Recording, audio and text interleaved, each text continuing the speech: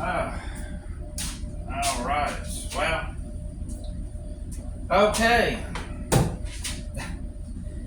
Well, she's on jacks again.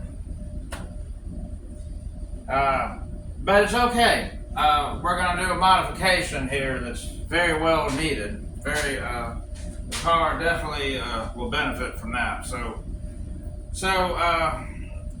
just a refresher. This used to be a 6-cylinder car. Now it's a 340, 727, 391 gears. It's had quite a change in its life now. For the better. I mean, it was really in bad shape when I first got it, but it's doing much better now. So the car's been probably driven about 35, 40 miles at the most, no more than that, and very easy miles. But in that time, I've noticed I've got a condition called transmission bind-up. Yeah, it goes up and down the road and all. It's you know, you can drive it, but you can feel it when it goes into second gear. Just anytime, unless you're really easy, you know, you might not quite notice it. But if you're giving it any throttle, you go into second gear. It's like for a second, or probably less than that, half a second. It's like somebody put the brakes on for that half a second.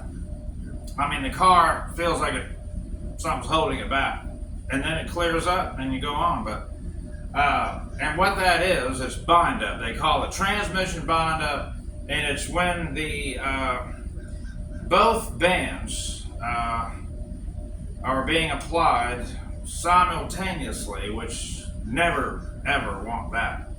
And it's just bad for the transmission. Why would you want that anyway? You don't want it, of course. It wears your bands out. It's no good. So there is a cure for that.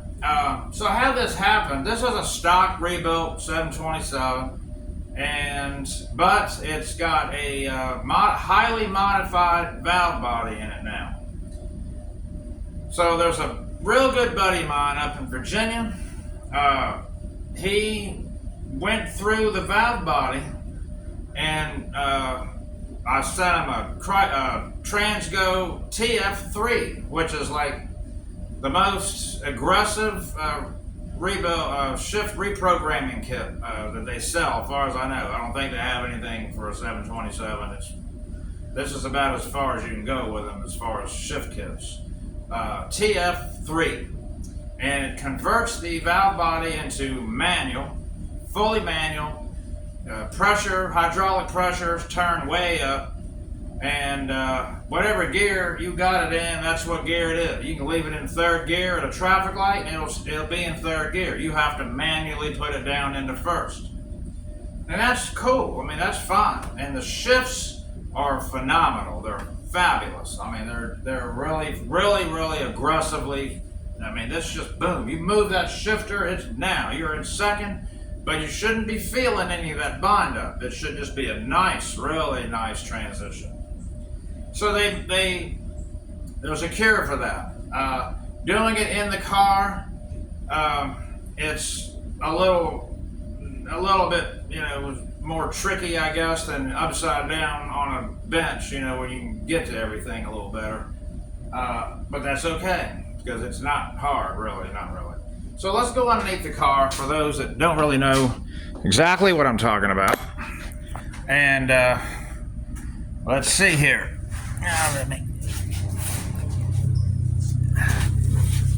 Okay, so we got the pan off. There's the servo in question. That guy right there. That's the rear servo. That's the one that's got to come out. There's the front one. That's the one it's fighting with. That one's fine. I'm leaving that one alone.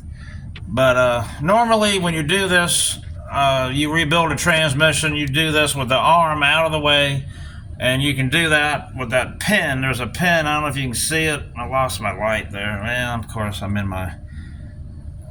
you might be able to see it. There you go. See? Well, there's a pin right in there. Right there. Anyway, that's what this thing pivots on. You know, you can take all that out and you can do this without everything in your way. But in the car, we're going to loosen this get this little strut thing that's up inside of here. It's a little strut that goes to the band. That's going to fall out. This arm is going to just drop down like that. It's just going to drop.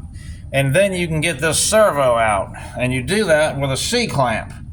And I'm just going to use this thing right here. And I'm going to use this. See, I wrote on there 727 servo. And you just put that right in there with your C-clamp, and the C-clamp is wrapped around the top of the case there and comes around, and you push that in, that servo in with your C-clamp, and get this snap ring out. You see a snap ring right there? That's got to come out, and then you slowly back off, and that whole thing will just come out in your hand. And it'll have a factory spring, and we're going to replace it with what Transco sent. They sent this heavy-duty spring right here. And this spacer that goes in the servo itself. So that's what we're going to install, put it all back together, and that's going to make that thing shift good. Oh, let me show you this fluid. The fluid is actually pretty decent. It's a little dirty, but it does have a few miles on it. But I think this right here is band material. And it's not really much, you know, it's not bad. I'm going to clean it all up, of course. And that's a nice deep pan from TCI. That's a nice thing to have on these things. And that's going to fix this problem. And I'm not going to be able to do it all in one video. It's just going to be too much. You know, underneath the car, fumbling around under there. We're trying to hold a camera. That's not going to work. But we're going to do it in a couple of videos, maybe 3. And they'll be back to back. So you won't have any trouble finding the next one on my channel. There'll be one right after the other until it's done. Then we're going to drive the car, and we should be feeling some really good 1-2 shifts. Real good. Really good. Like when you lay rubber, you won't even be able to see where it went into second gear. If you go back and look at your marks, it should be just nice black, you know, posi all the way through second gear, however long it'll do it. You won't even be able to see where I went into second. I mean, I've had some 727s that shift that good, and they've got that same kit, but they got to have that spring.